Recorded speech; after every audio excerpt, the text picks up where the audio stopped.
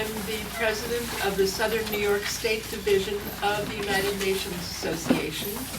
Our division goes from Columbus County in the north to Suffolk on Long Island.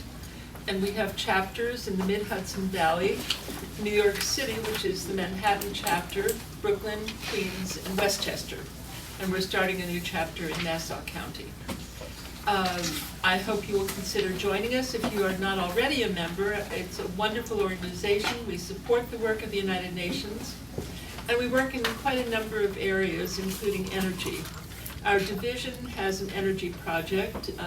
George Garland, who is sitting there, is the director of that project. David Stillman is the deputy director. Brandon Huck down there is a member. And we're a little shy of members tonight. They're scattered around the world and in colleges. We have one off in, one in Cambridge in the UK, one at Columbia University, and some others are scattered, still in their jobs. We'd like to invite you to join us in the various energy efforts that we do, and to that point, there is a page here in front of you that has the Climate March, and you can join the young professionals of the division if you would like to do that. And on the back are some upcoming events. In addition, we have Dr. Ibn Hassan is here, who is the president of the WFUNIF, which is the World Association of Former United Nations Interns and Fellows, and they are presenting an event that we are co-sponsoring at the UN on October 17, which is all on energy. So here's a flyer. You should be able to join if you have that time. I'd like to introduce David Stillman, who will moderate. And David, maybe you can introduce yourself and our speakers tonight. Thank you. So you've heard a bit about the United Nations Association and the New York State's Southern New York State Division, the Energy Project. This is a great opportunity for us to get to know and to interact with more of you, and to make available to you two gentlemen who have done a lot of work in the field of climate and energy. We organized a panel discussion at the United Nations Department of Public Information and non-governmental organizations jointly convened conference that was held the last few days of August. We had a panel on energy and climate action as essential tools for the post-2015 International Development Agenda. And two of our speakers here tonight are half of the panelists who spoke on that day. The energy and climate action as a theme are intertwined through many of the elements of the preparations for the post-2015 development agenda. You probably know about the Millennium Development Goals, which were a 15-year program ending next year, and a great deal of work is going into the devising and then this fall through the next several months negotiation at the intergovernmental level of what the international priorities should be in the 15 years following 2015. So energy and climate are certainly very strong elements in that. There are actually 17 topics being developed as the follow-up to the 8 Millennium Development Goals, and within the field of energy, which has also a decade of sustainable energy that is currently being given attention at the international level. There are three there are three goals that interconnect there. One is to ensure universal access to modern energy services. Another is to double the global rate of improvement in energy efficiency. And the third is to double the share of renewable energy in the global energy mix. Now, this of course, has two levels of concern, I would say, terrestrial and global. When you think about energy services, energy efficiency, and renewable energy, those are all very important for making energy facilities more readily available around the world. But as our speakers will point out to you tonight, it also fits very strongly into the more general concern of climate change. And as you can see, one of our speakers did have some hair-raising charts on the board.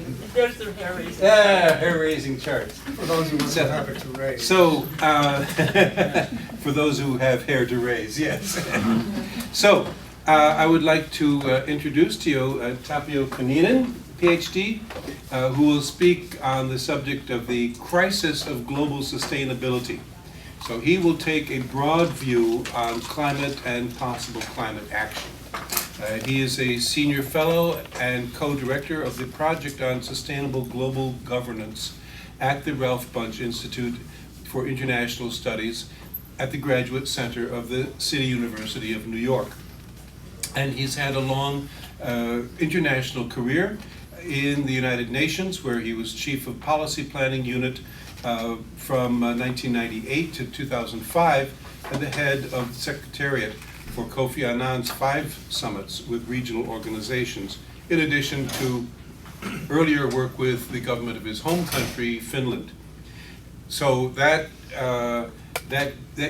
gives you the policy and the climate aspect of this thing that is going to be very important from the UN perspective. George Garland, DBA, whenever I see DBA, I always think of it as doing business as. George Garland does a lot of business. And his topic is climate policy, the US and the UN. And so he connects the actions and negotiations and concerns and inactions that take place both at the international and at the US national levels. He is a former official of the US Environmental Protection Agency, and as you've heard from Ginger, he's currently the head of the Energy Project in the UNA Southern New York State Division.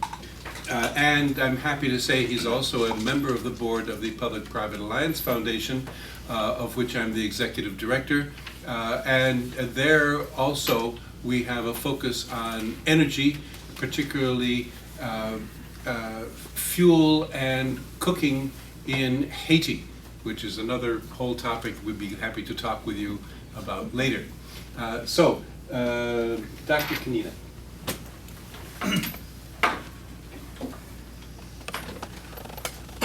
Thank you very much. It's great to be here. I'm speaking about something which is of particular interest and even concern to younger generation, because that's where the action is going to be in the years and decades to come. So I'm talking about the crisis of global sustainability, and I wrote a book about it. I guess I have some flyers about this somewhere, and I can give them later.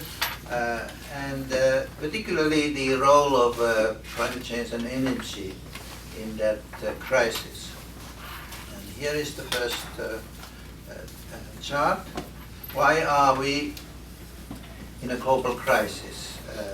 Really, in my view, in a global emergency. The question is, what have we done in the last 30 years to reduce greenhouse gas emissions? And basically nothing. And global fossil fuel emissions continue to follow the worst case scenario, which is the red one.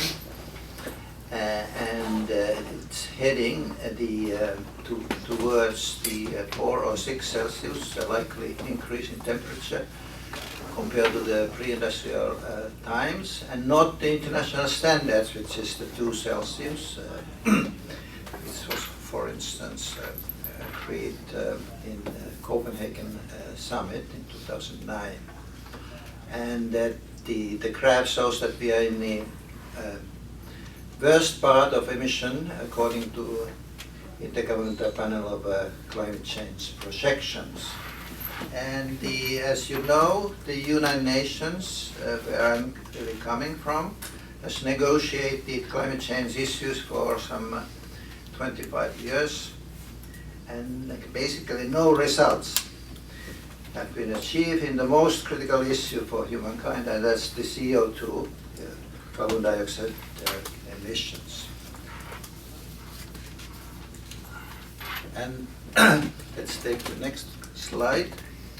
Why is this a critical issue for the future of the human race? And here's a little paleoclimate history. And so it's critical as during this century we are approaching the conditions of CO2-driven temperature increase that existed some 40 million years ago. And that's on your left in the picture. And here, the present is here and the future is, no, the present is here, the past is here. So in those conditions back then, so 10 to 40 million years ago, there was much less ice and no ice at all some 40 million years ago. And sea level was 6 to 70 meters higher than today. And the red arrow here at your right represent the CO2 concentration that we expect to reach when we will meet in a couple of decades the international accepted goal of 2 Celsius decrease, which I mentioned just moments ago. 2 Celsius decrease rise of global temperature compared to the pre-industrial times. If you follow the red arrow here, until here, 10 million years ago, which is which would result in a likely loss of over time the Greenland and West Antarctic ice sheets, and resulting other things. If you look at the World Energy Outlook 2011, which is issued by International Energy Agency, and the projection until 2035. You can see that the fossil fuels, that's the bottom 3 slide, the areas, are the most polluting ones. Polluting energy, CO2 emissions are coming from that part, and their use in the energy mix is expected to grow quite rapidly, and that is because of the higher living standards and energy use of China and India and other BRICS countries, emerging economies. And Fatih Birol, who is the chief economist of International Energy Agency, was saying in 2012 that the world is currently following a trajectory which will increase temperature by 6 Celsius relative to today, for which the energy sector is largely responsible. If that is allowed to happen, we are all in trouble. And next slide. Now if we look briefly at the critical issue of the interconnections between climate change and global energy use, we can ask the question that how could we attain these 2 Celsius official target in climate change talks, and then at the same time continue our current economic growth and energy use, globally speaking, as before. And I'm here using my good friend Ian Dunlop's thesis. He was Sales Group's engineer and senior executive some 30 years, and knows that side of the energy use and exploration quite well, but he was also the main developer of the carbon emission trading system in Australia, so he knows also that part. So the first question he is asking, and this is all reported in my book also, that can global economy, and yes, it's there, can global economic growth with its energy use continue while we simultaneously limit the global temperature increase to 2 Celsius decrease? And the answer is clearly no. We are not running out of either coal, oil or gas resources. The issue is how to convert these resources into flows to the market in an environmentally and economically acceptable manner, or to move to alternative energy sources. And the critical issue here is that only 30 to 40%, or maybe it's now lower, like 20% of current proven fossil fuel reserves can be burned to have a reasonable chance of remaining below 2 Celsius target. And this is so-called issue of stranded assets of oil companies, or carbon bubble, which we might see in the years to come.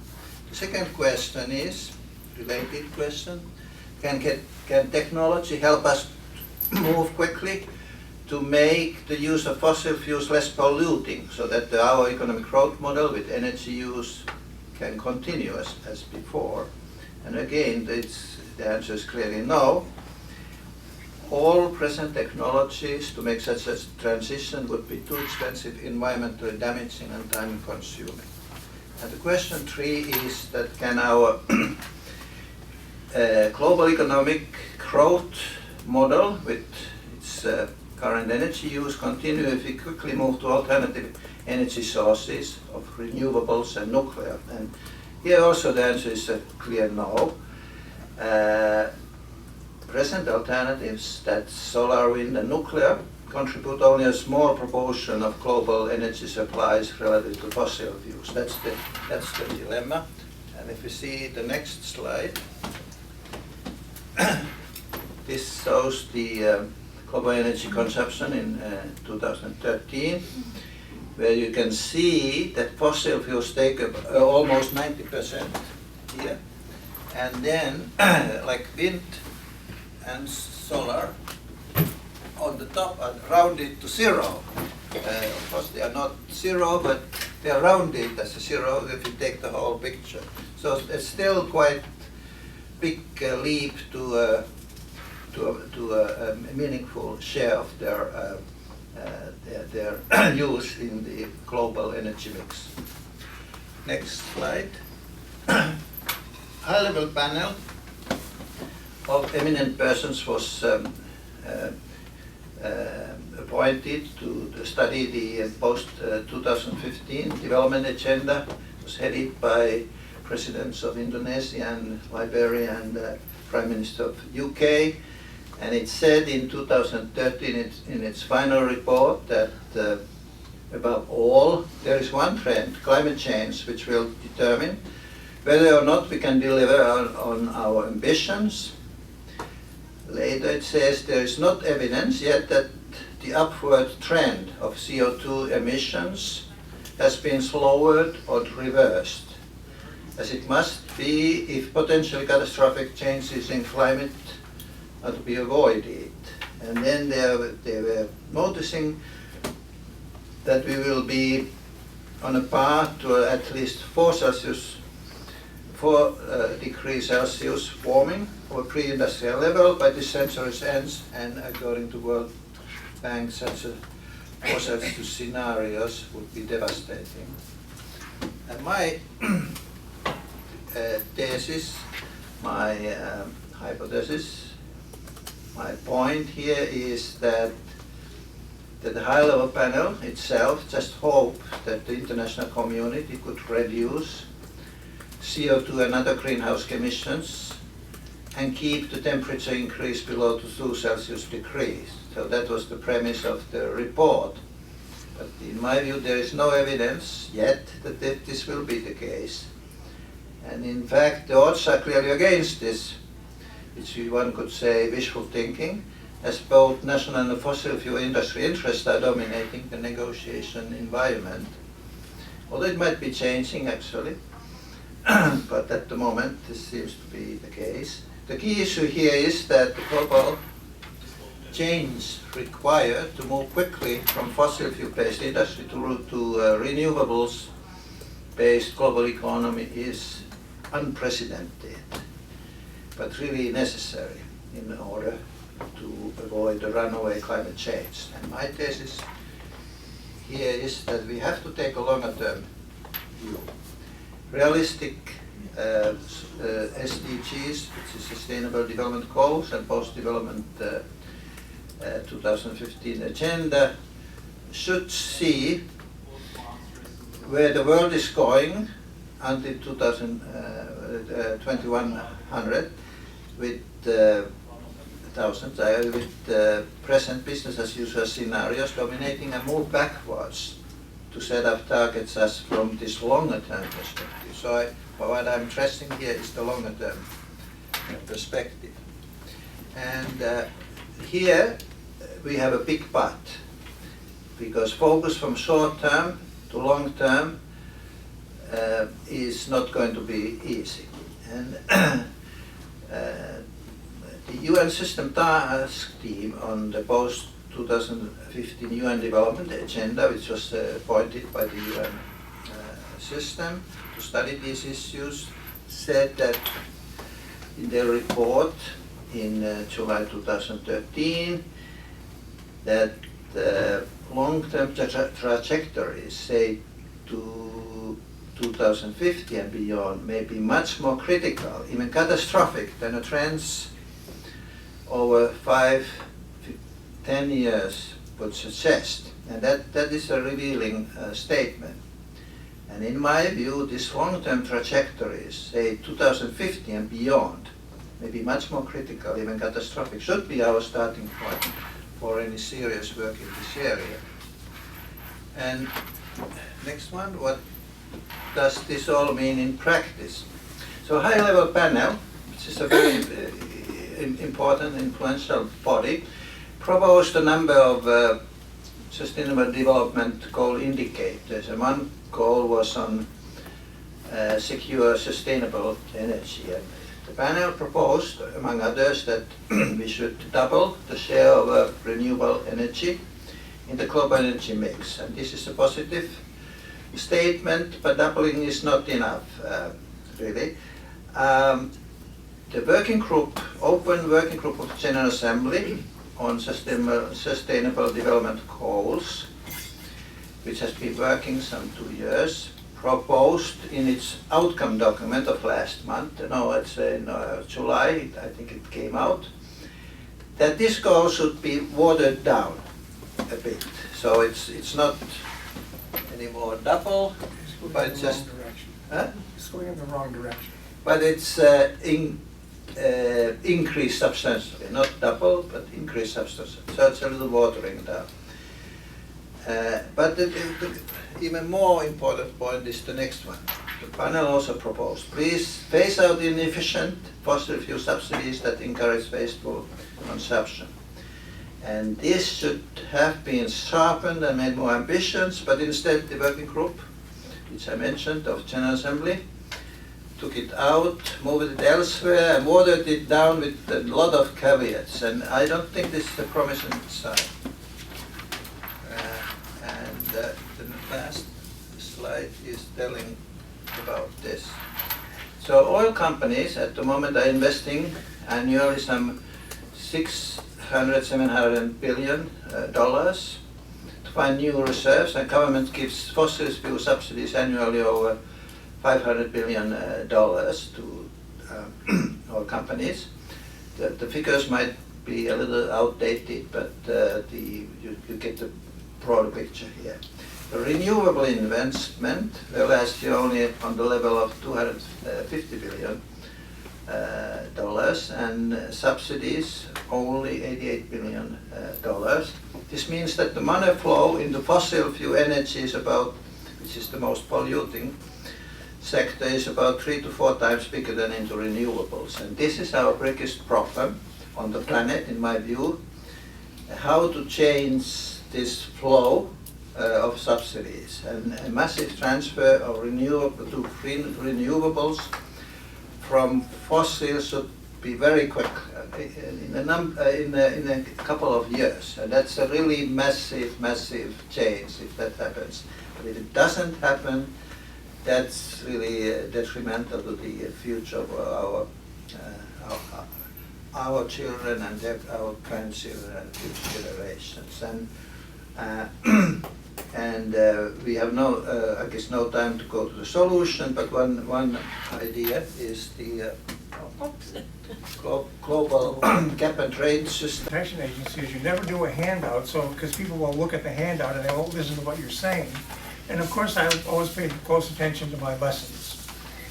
So you have a handout. Great to be here with you tonight and follow up on our earlier presentations. And your presentation was extremely understandable to me this time around. I loved it. This was quite telling. And here we go into the details of what's happening with the U.S. situation. As you may know, there are 3 countries that have the greatest carbon emissions. China just went to number 1, and the U.S. is now number 2. And of all countries, India is number 3. Now the U.S. could say, well, get off of my back, go talk to the Chinese. But that's really disingenuous. The United States puts out twice as many emissions per capita, 3 times as many emissions per capita than China, and 12 times, for those of you who wondered what the number was there, more than Indian per capita emissions. So we are the big dog. We have more emissions per capita than just about anybody. There are some small island states that have more. This statement on the EU is not quite right. The EU altogether is about 2/3 of US emissions. So the EU countries altogether don't match United States emissions. The attention really has to be on us. And as Tapio just presented very nicely, the recent Intergovernmental Panel on Climate Change report predicts more than missing the goal by a factor of 2. The number that I saw was 4.7, but the time frame was probably shorter than your time frame for that projection. But if you were looking for 2 and you were expecting 4.7, it's pretty clear that you're in trouble. So the rest of the world is legitimately watching what the big dog does on climate policy. And here we are, the cowboy country. Just to put the point on the pencil, the projections with no new action. These projections are done by really smart people who make a career in doing projections. Some of them work for the Department of Energy in the United States. Some of them work for the OECD's International Energy Agency. The U.S. Energy Information Agency projects a 25% increase in power generation by the year 2040. So we're not going down, we're going up. And 1/3 of that increase will come from renewables by doubling the proportion of energy, the amount of energy coming from renewables. It'll essentially go from 6% to 12% of the total energy production in the U.S.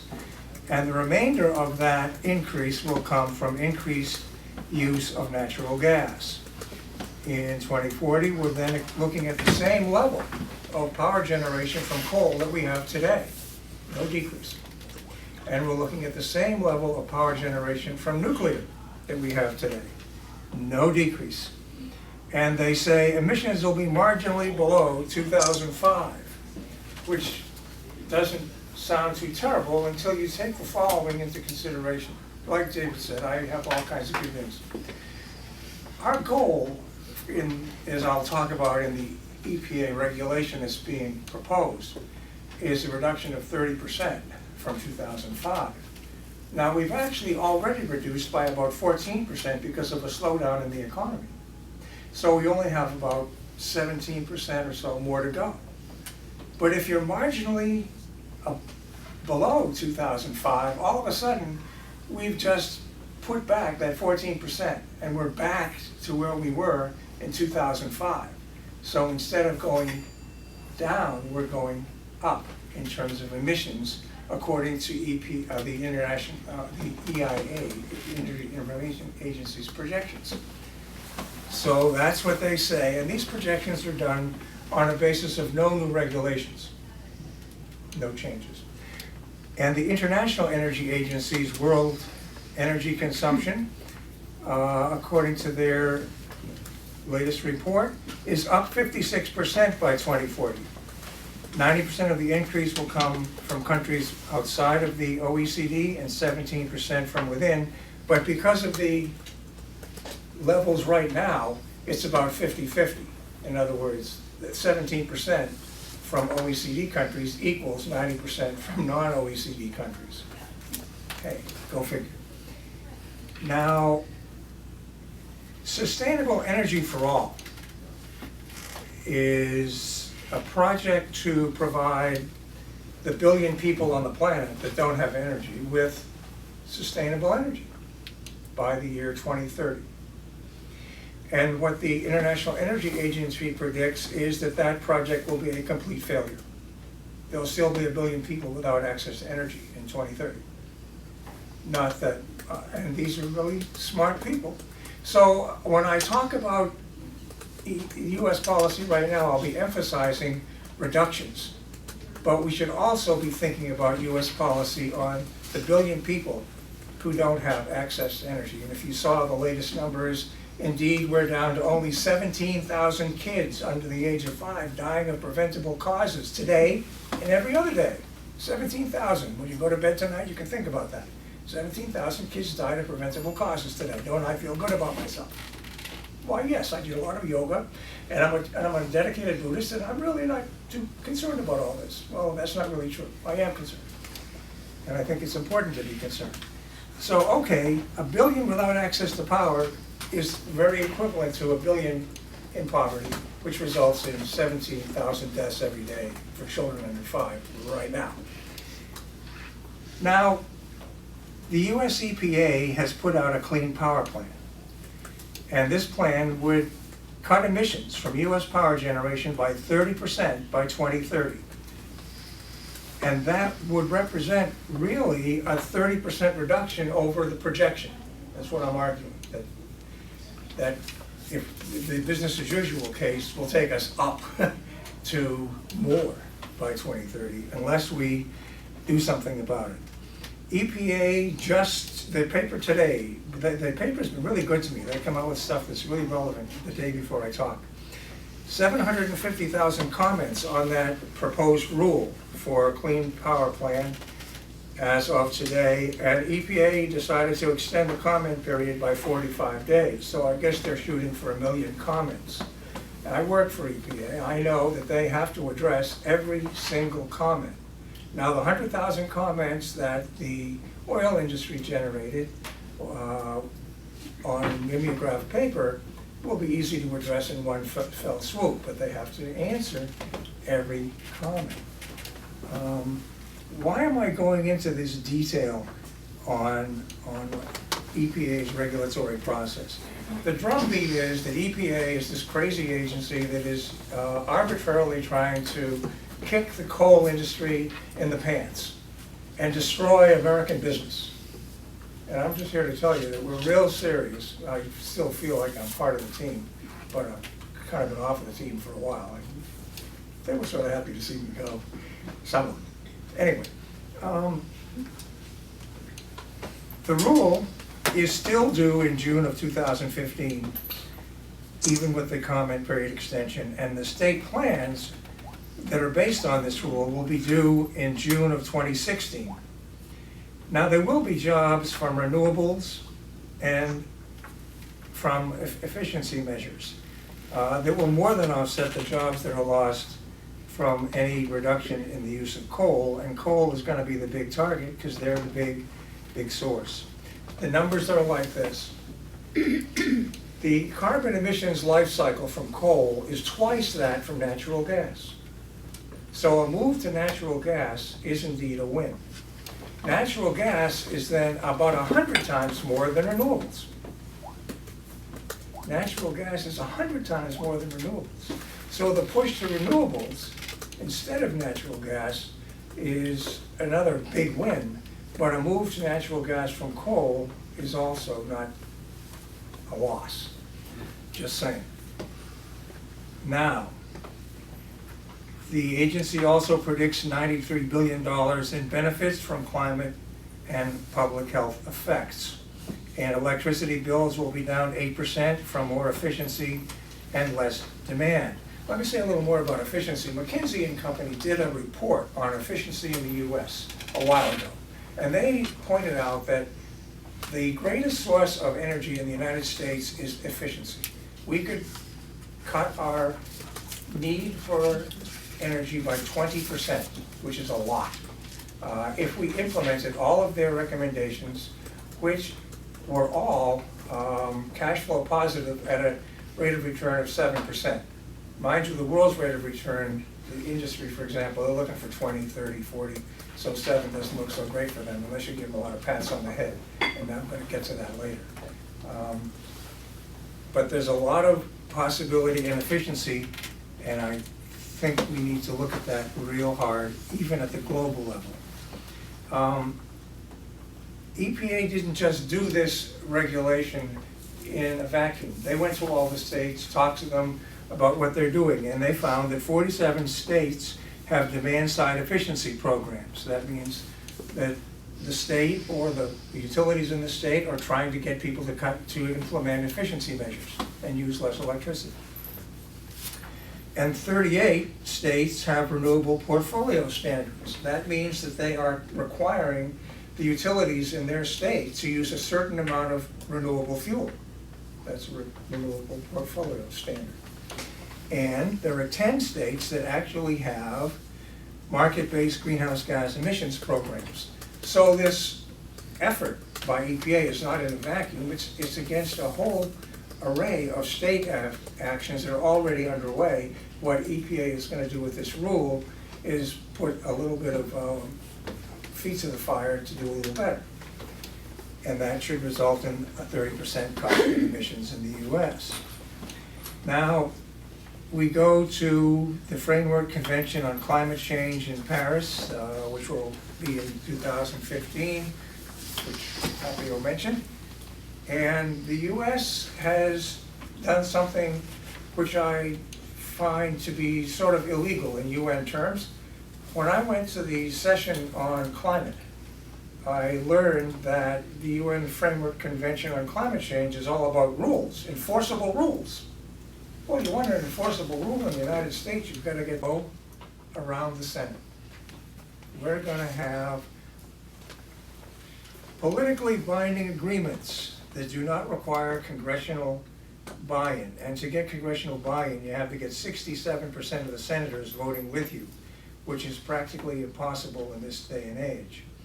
So the US is working on agreements amongst the largest economies of the world to enact laws to cut emissions. There'll be a meeting in Lima before Paris, and that's the US State Department will then be at these meetings trying to get people to agree that we should all be cutting. And if the US is cutting by 30%, it gives them a lot stronger hand in talking to the other nations than if they're sitting on their hands and going up by 20%, 25%, and essentially not cutting at all from 2005. Now, the reason that the president did this is because there may be some politicians in the United States who think that business as usual is really cool. And the House of Representatives, for example, passed a budget, which will go nowhere because the Senate won't pass it. But they said in that budget that EPA is prohibited from pursuing the Clean Power Plan. And EPA is also prohibited from pursuing the rule that they put out in 2013 that makes carbon dioxide a pollutant. And then 12 states have sued to stop the same two things. These are 12 coal states, mind you, who are worried about jobs for their constituents in their coal state. And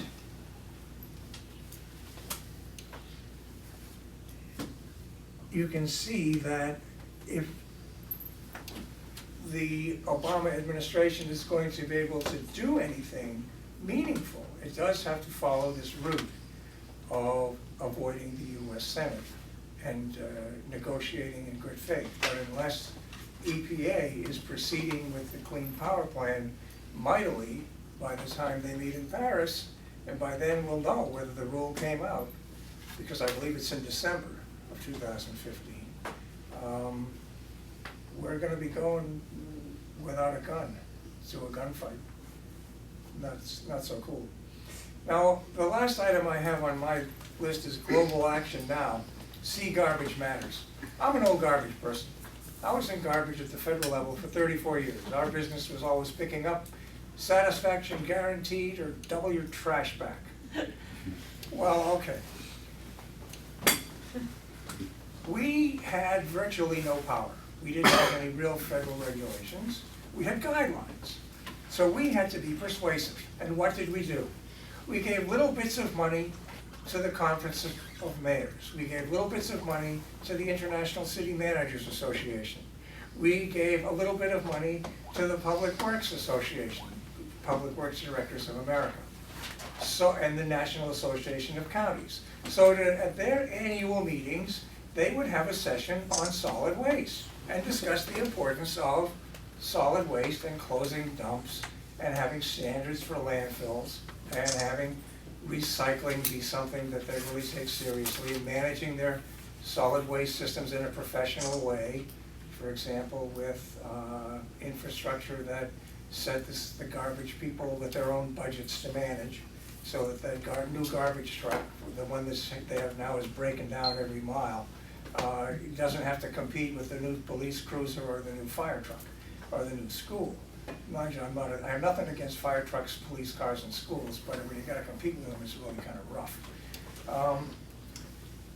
So they talked about the importance of solid waste. And we had a program of having some bright young people go out and work with cities to do cool things. And then we publicized that. And then we praised the cities that did the cool things. Now I'm thinking, and that caused us to go from a 5% recycling rate to a 35% recycling rate in the United States of America. Thank you very much. With persuasion. Now when you look at that McKinsey report, one of the really quick payoff areas was cities. They have a payoff period of less than a year. In other words, if they invest in these efficiency measures in their city, they'll get their money back in less than a year. Now suppose that even at the global level, we had an organization that was capturing the good things that cities are doing, publicizing them, making it easy for people to learn about them, having peer matching where a politician or an official who's done it gets to talk to an official that's thinking about doing it. That puts an afterburner on efficiency and change for efficiency. And I'm thinking that an organization like Jeff Sachs' Millennium Villages comes up with good ideas. Maybe those ideas can be spread through some sort of a mechanism like that. But mind you, my experience is a little different.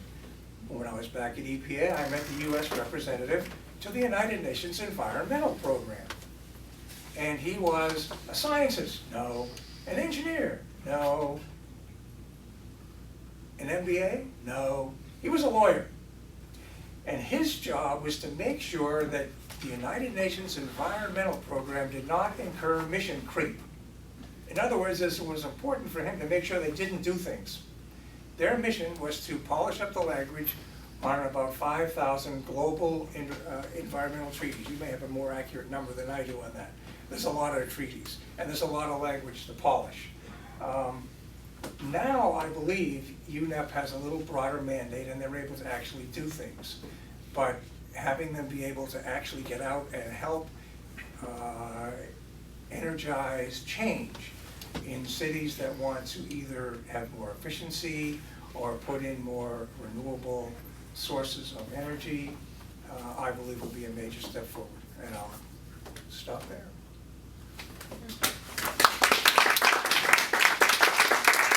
Wonderful job. And I want to give the people around the table the opportunity to ask questions and all. But I'd like to start off with getting a little bit of exchange between the two of you. And to ask you, how can we deal with things that will actually carry weight? George has suggested persuasion and innovative measures. You've said we need to look at the long term, and for the long term, of course, 2050 is not very long.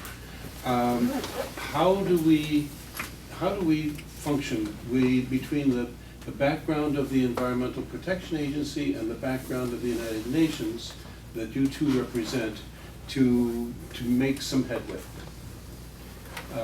Tapio. Well, my approach is that,